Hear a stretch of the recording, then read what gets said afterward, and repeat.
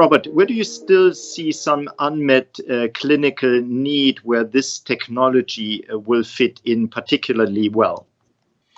So I suppose there's a couple of things we can say. The first is, as you mentioned in your question or allude to, the results with current generation drug-eluting stents are actually quite good for most patients and most lesions.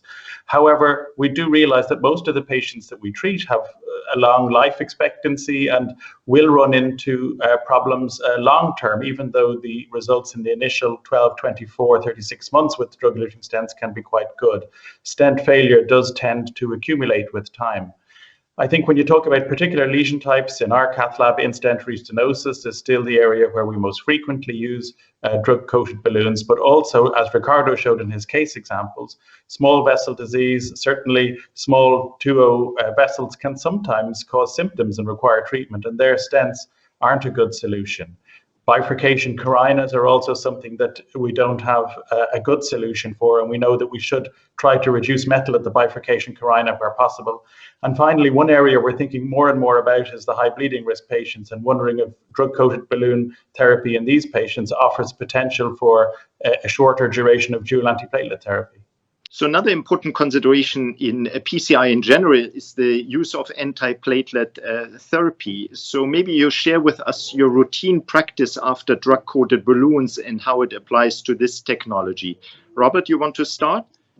Yeah, I think we look at a couple of things, and certainly what the presentation of the patient is. If it's acute coronary syndrome, then of course we prefer 12 months of dual antiplatelet therapy, even if we're using a drug-coated balloon. If the patient has high bleeding risk, then we're happy to reduce that down to 6 as a rule. As regards stable patients, perhaps there's more discussion, more controversy.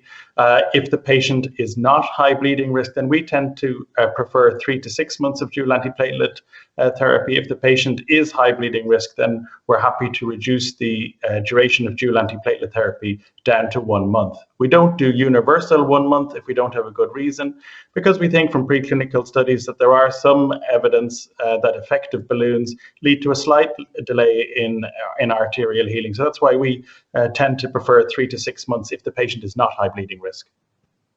What about your practice, Ricardo? Yes, it's being followed with standard of care for DS, even though we don't have much data with DCB technologies for the duration, the optimal duration of dual antiplatelet therapy. I would say that if I'm in front of a patient with high bleeding risk, if I have the two options, even though we have a lot of studies now supporting a shorter term depth for DS, I would rather have a DCB if that's a feasible lesion for that.